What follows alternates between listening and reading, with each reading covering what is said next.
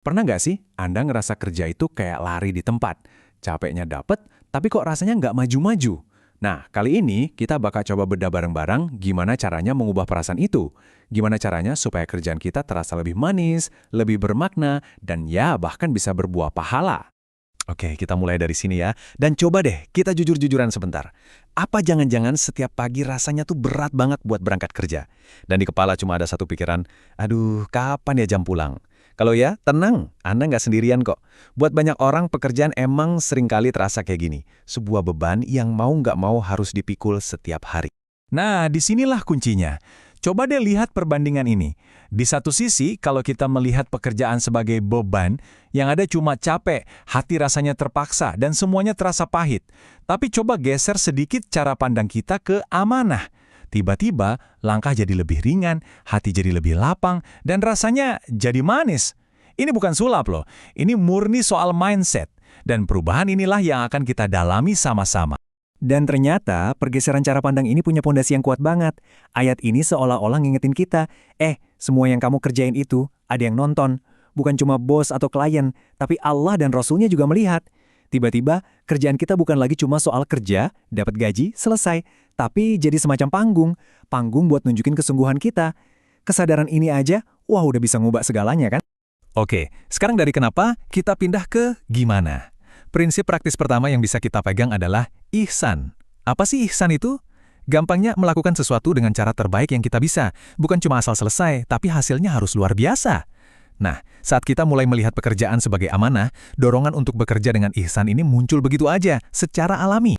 Dan hadis ini benar-benar negasin lagi pentingnya ihsan. Coba deh, Allah itu mencintai orang yang bekerja dengan itqon. Itqon itu apa? Profesional, serius, dikerjakan sampai tuntas, nggak setengah-setengah. Jadi pas kita berusaha kasih hasil terbaik, itu bukan lagi cuma buat ngejar pujian atau promosi. Itu udah jadi sebuah ibadah, sebuah tindakan yang dicintai langsung sama Yang Maha Kuasa. Keren banget kan? Jadi, intinya apa? Ihsan itu mindahin kerjaan dari yang tadinya kewajiban di kepala, jadi panggilan dari hati. Kita nggak lagi cuma nyentang to-do list, tapi kita beneran peduli sama hasilnya. Dan energi inilah yang mengubah rasa pahit jadi manis. Hasilnya, nggak cuma kita yang happy, tapi orang lain pun ikut ngerasain manfaatnya. Oke, kalau Ihsan tadi soal bagaimananya, sekarang kita masuk ke mengapanya. Ini pilar kedua, kekuatan niat. Dan ini teman-teman, beneran jadi game changer. Kenapa? Karena niat yang benar itu bisa menyulap rutinitas yang paling ngebosenin sekalipun jadi ibadah yang nilainya luar biasa. Landasannya ya hadis yang super fundamental ini. Semua amal itu tergantung niatnya. Artinya apa? Dua orang bisa aja ngerjain hal yang sama persis, satunya cuma dapat capek sama gaji, satunya lagi dapat capek, dapat gaji, plus dapat pahala yang ngalir terus. Bedanya di mana? Cuma satu, apa yang ada di dalam hatinya pas mulai kerja. Terus, niat kayak apa sih yang bisa kita pasang? Nah, ini beberapa contohnya. Coba deh, niatkan kerja buat menafkahi keluarga dengan cara yang halal. Niatkan buat membantu dan melayani orang lain. Niatkan buat menjaga amanah yang udah dikasih. Dan yang paling puncak, niatkan semuanya cuma buat mencari ridho Allah. Dengan niat kayak gini, pas kita lagi ngetik email pun itu udah bukan sekedar kerja. Itu jadi doa dalam bentuk tindakan. Nah, teorinya sih kedengeran bagus ya, tapi gimana wujudnya di dunia nyata? Yuk kita simak sebuah kisah sederhana tentang seorang tukang kebun yang nemuin rahasia bahagia sejati di dalam pekerjaannya. Jadi, ceritanya ada seorang bapak tua, kerjanya jadi tukang kebun di sekolah. Gajinya mungkin nggak seberapa, dan pekerjaannya sering dianggap remeh. Tapi, ada satu hal yang aneh, bapak ini tuh selalu tersenyum. Wajahnya tuh kelihatan tenang dan tulus banget. Akhirnya, orang-orang di sekitarnya jadi penasaran dong. Sampai suatu hari, ada yang memberanikan diri buat nanya, "Pak, maaf nih, kok Bapak kelihatannya selalu bahagia banget ya? Padahal kan kerjanya capek. Apa sih rahasianya?" Pertanyaannya simple, tapi jawabannya bakal mengubah cara kita memandang pekerjaan selamanya. Dan bapak itu tersenyum, terus bilang, "Nak, saya ini bukan cuma nyapu daun atau motong rumput. Saya ini lagi nyiapin tempat yang nyaman buat anak-anak belajar. Kalau tempatnya bersih dan indah, kan mereka jadi senang dan semangat belajarnya. Nah, kalau nanti ilmu mereka bermanfaat buat banyak orang, insya Allah saya berharap kecipratan juga pahalanya." Subhanallah, dia nggak lihat sapu di tangannya.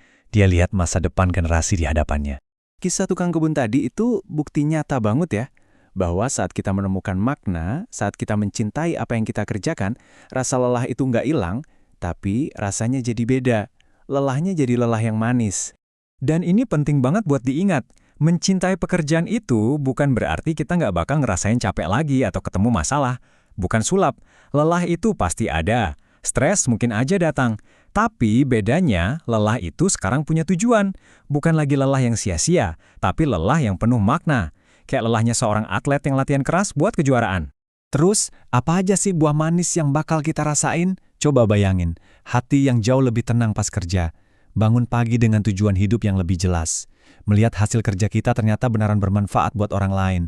Dan yang paling indah, setiap tetes keringat kita bisa jadi ladang pahala yang gak putus-putus. Bukankah itu hadiah yang luar biasa banget? Jadi, sebagai penutup, yuk kita pegang satu hal ini. Seringkali, yang perlu kita ubah itu bukan pekerjaannya, tapi kacamata yang kita pakai untuk melihat pekerjaan itu.